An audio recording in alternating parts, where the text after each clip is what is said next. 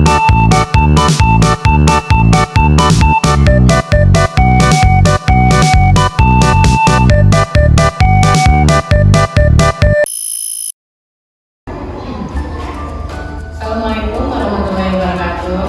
Waalaikumsalam warahmatullahi wabarakatuh. Ketua kelasnya masuk ya? Tolong dipimpin doanya ya. Kira-kira Pak Guru sama pada Pak Guru. Assalamualaikum warahmatullahi wabarakatuh.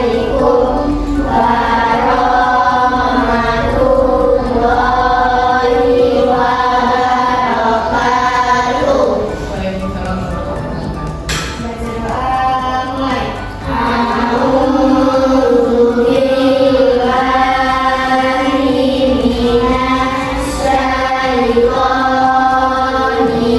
ya rabbal alamin. Shadaqallahul azim. Yang masuk siapa? Kita mulai absen dulu ya. Fitri, Shiva, Bilqis, Azwa, Syakila.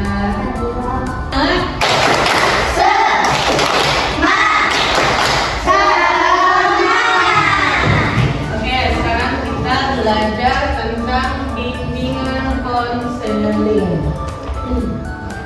Biasanya bimbingan konseling itu ada di SMP, di SD belum ada. Tapi pernah dengar nggak apa itu bimbingan konseling?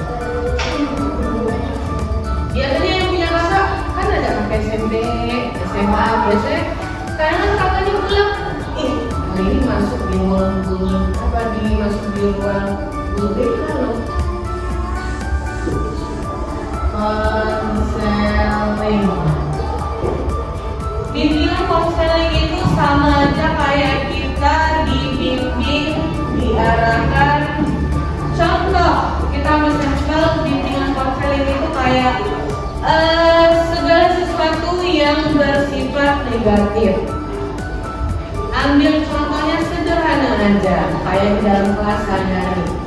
Kayak si Ibrahim, ada mata pelajaran bahasa Lampung. Ditanya Ibrahim, hari ini ngerjain tugas nggak Ibrahim? Enggak Bu. Kenapa Ibrahim? Ketiduran. Itu masuk nggak ke bimbingan konseling? Masuk. Kenapa Bu masuk? Karena itu sesuatu yang luar dari sifat baik dari siswa. Kalau nggak ngerjain tugas itu salah atau benar? Salah. Berarti yang benar apa? Mengerjakan tugas tepat waktu.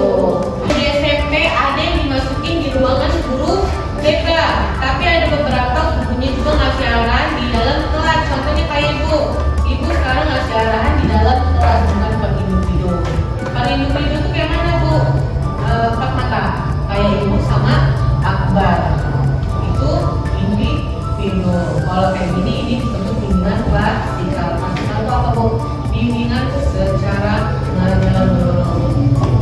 Jadi semuanya dibimbing. Tujuannya apa Bu? Bimbingan klasikal ini bertujuan untuk yang pertama mengingatkan diri sendiri untuk terhindar dari kenakalan remaja. Coba itu tanya, remaja ini dihitung dari umur berapa?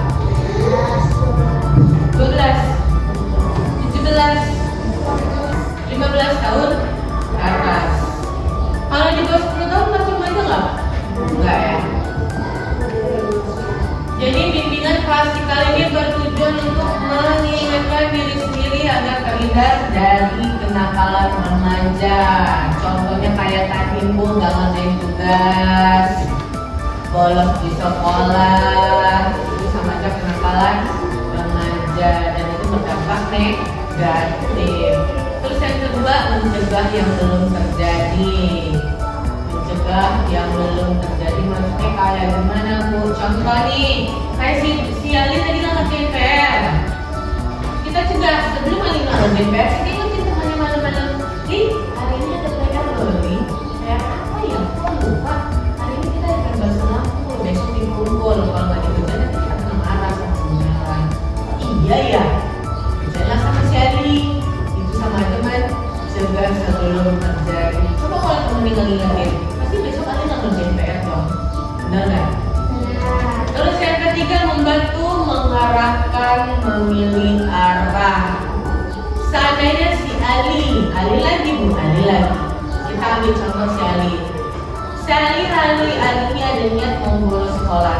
Tapi kita sebagai teman yang mengingatkan dong, Lik, hari ini kita jangan bolos ya, Lik. Kenapa? Gak boleh tahu, Lik. Kalau kita bolos sama aja, kita melanggar peraturan di sekolah, Lik. Oh iya ya, emang iya gitu kan. Kita sebagai teman mengarahkan yang baik, bukan yang kutuk-kutuk si Akbar datang. Hari ini kita bolos Lik. Bagus lagi gitu. Dan sebagai teman kita harus mengingatkan satu sama lain, mengarahkan lebih baik. Baik, Ibu menyampaikan materi, nanti ada sesi mulai dari tugas individu atau mungkin nanti kita buat simulasi drama untuk contoh tentang kenakalan remaja. Setelah Ibu menyampaikan materi, nanti ada sesi mengerjakan tugas. Tugasnya 5 aja dan ada sedikit simulasi. Mungkin dari sebelah sini kita ambil sampel 3 atau 4 orang tentang kenakalan remaja. Ambil topik apa Bu? Ambil aja topik tentang tidak mengerjakan tugas atau ada niat mau bolos sekolah. Mungkin ambil sampelnya 2 perempuan, 2 laki-laki. Lanjut tentang faktor lingkungan atau pergaulan. Ada 3 faktor. Yang pertama, pengaruh teman sebaya itu keumuran. Ingin diterima dari dalam kelompok. Contoh, si Sakil, Sipa, sama Indah. Tiba-tiba si Abdullah mendatang, itu kelompok. Itu ingin diterima dalam kelompok. Terus si rombongan si Abdullah mereka itu berarti bisa diterima. Meniru perilaku teman. Kalau si Sakil lagi main jam, siapa itu menjam juga itu menerima meniru perilaku teman. Ya, komo ya. Faktor di sekolah, kurangnya pengawasan guru, lingkungan sekolah yang tidak kondusif, minimnya pendidikan karakter. Kalau faktor media dan teknologi, menyeru tayangan kekerasan, menggunakan gadget tanpa pengawasan, scroll TikTok, akses ke konten yang tidak sesuai usia. Akibatnya apa Bu? Akibat dari kenakalan remaja yang ditangani dapat menimbulkan dampak baik bagi diri sendiri maupun orang lain. Yang pertama, untuk diri sendiri prestasi belajar menurun karena kebanyakan bolos, tidak mengerjakan PR dan masuk buku tentang urusan sekolah. Sebenarnya apa? Ya tadinya ranking 1 jadi ranking 3 atau bahkan nggak dapat ranking sama sekali. Terbentuknya kebiasaan guru, kesulitan mendidik, mengendalikan emosi, berpotensi berkembang menjadi kenakalan yang lebih serius. Contoh, si Ali mulai dari ngerjain tugas, beralih bolos. Ujung-ujungnya apa? Akhirnya dia nggak lanjut sekolah, mulai dari ringan ke berat. Terus akibat kenakalan bagi teman, menimbulkan rasa takut dan tidak nyaman. Karena si Akbar nggak mau ngerjain tugas atau si Akbar sering membuli si Ali, ujung-ujungnya apa? Ali nggak mau masuk sekolah karena sering digangguin si Akbar. Itu dampaknya bagi teman, jadi nggak bagus sama sekali. Hubungan pertemanan terganggu. Kayak tadi, karena si Akbar sudah gangguin si Ali, ujung-ujungnya si Ali nggak nyaman. Mulai dari nggak masuk sekolah, mulai dari jauhan bangku, atau mungkin si Ali sama sekali nggak ngobrol sama si Akbar. Kan contohnya kayak gini loh.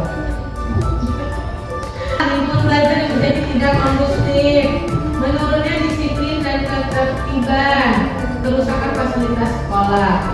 Bagi masa depan anak, ternyata ada akibatnya bagi masa depan. Masa depan itu berarti dalam jangka panjang, mulai dari 5 tahun 10 tahun dan seterusnya.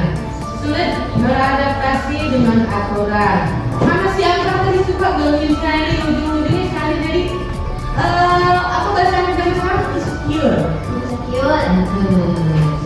Akibatnya menjangka ke masa yang lebih panjang, masa depan. Gara-gara si Akbar gangguin si Ali, Sally jadi insecure sampai 20 tahun, sampai 30 tahun. Contoh, suka ngambil barang orang lain. Kenapa? Karena dia tuh ngerasa nyaman. Karena dari masa SD-nya si Ali suka membolos, atau mungkin suka mengganggu teman, atau mungkin dari hal kecil dia suka ngambil duit orang tua yang mulai dari 1.000, 2.000, 3.000, ujung-ujungnya karena terbiasa dan nyaman. Dewasanya dia malah ngambil yang lebih besar, atau mungkin masa gede si Ali karena udah terbiasa nyaman mencari uang yang begitu, dewasanya si Ali memperakhirin ngambil barang-barang yang gede, entah motor atau mungkin membobol bank. Karena si Ali udah merasa nyaman. Dari 1.000, 2.000, 2.000, lama-lama 2.000 laku. Jadi si Ali ngambil motor yang lebih gede. Kan bukan yang dia lihat motor ini. Atau mungkin kerabat banknya lumayan jadi. Awas ini. Aku lambat untuk kucingnya nggak mau. Salah lagi mainan. Aku mau mainan, kamu itu kelas. Jangan aja sendiri. Jangan aja sendiri. Nanti kalau udah marah, kamu nggak takut? Takut? Sudah lagi. Ya jadi nggak bolos ya? Yuk. Kita mau bolos semua. Kita jangan sekolah aja yuk. Ayo. Kita mau kemana ya? Di situ. Pintu markas ya?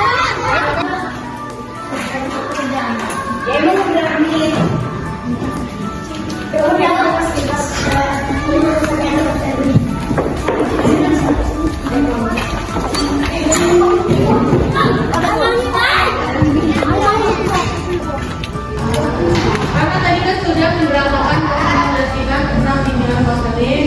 Sekarang kita tepuk tangan untuk kita bersama.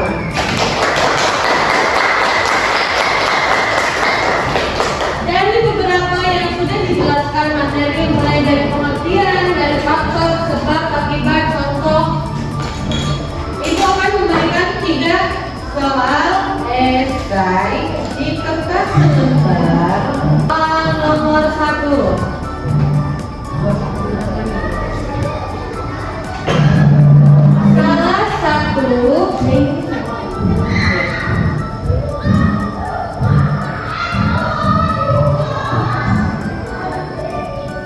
Salah satu contoh kenakalan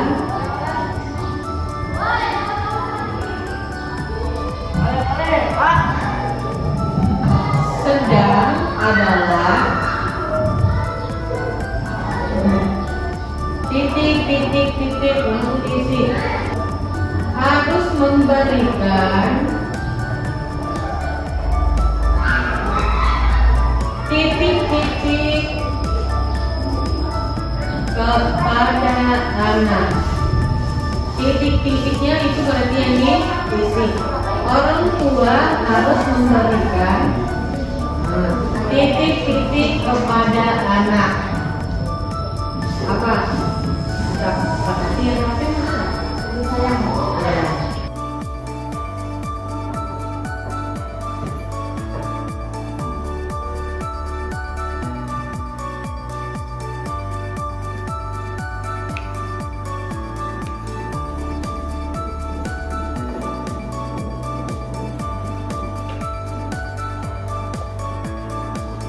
Kesimpulan materi yang dijelaskan kepada para pelajar dapat disimpulkan kenakalan remaja adalah perilaku yang menyimpang yang dipengaruhi oleh berbagai faktor seperti keluarga, teman, lingkungan sekolah, dan lain sebagainya. Dampaknya sangat merugikan. Kenapa? Karena sama sekali nggak bagus, baik bagi diri sendiri maupun orang lain dan juga orang tua. Oleh karena itu diperlukan kerjasama siswa orang tua sekolah untuk mencegah dan mengatasi tindakan remaja agar tercipta generasi yang baik dan berakhlak dan juga bertanggung jawab. Dampak yang udah kita lakuin, akhlak, Bawa sampai besar. oke, terbawa sampai besar. Kenapa? Karena dari perilaku yang paling kecil ujung-ujungnya jadi kebiasaan. Ambil contoh tadi kayak si Ali ngambil nih beli 1000, nanti lama-lama kebiasaan. Kenapa? Karena udah terbiasa ngambil duit enak. Jadi nanti sama semakin dia dewasa, dia ngambil duitnya juga dalam jumlah yang besar. Atau mungkin kita ambil lagi contoh yang biasanya ribut, yang biasanya nakal, nanti sampai gede juga biasanya kebiasaan. Atau mungkin di dalam kelas, ibu gurunya sudah menjelaskan, tapi sibuk mainan. Bisa jadi nanti setelah kuliah begitu juga, karena ngerasa ya udah yang penting jalan aja. Yang kedua, ibu mau tanya si Azwa. Azwa apa ya Azwa? Datang terlambat. Terus apa lagi Nel? Membolos. Terus apa lagi dia sering? Tidak mengerjakan PR. Udah disebut sama Azwa. Apa lagi kilat? Hah? Tidak? Tidak membuang sampah sembarangan. Apa lagi sih Pak? Tidak mengikuti upacara. Apa lagi Putri? Tidak memakai pakaian lengkap. Apa lagi Pak? Tidak membuli. Terus masih ada lagi nggak? Mengganggu teman termasuk nggak? Termasuk. Pacaran termasuk nggak? Paling kenceng. Sekian, terima kasih sudah mendengarkan materi dengan berjudul bimbingan konseling dengan berjudul kenakalan remaja pada usia remaja. Remaja bisa terbilang dari umur 12 tahun ke atas. Yuk sekarang kita pimpin doa pulang.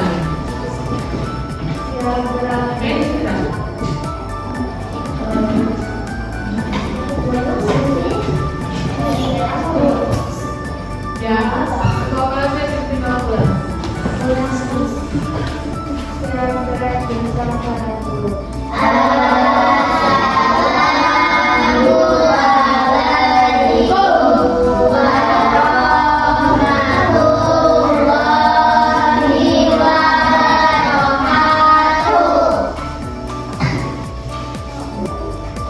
Terima kasih sudah mendengarkan materi dengan berjudul bimbingan konseling dengan berjudul kenakalan remaja pada usia remaja. Remaja bisa terbilang dari umur 12 tahun ke atas. Yuk sekarang kita pimpin doa.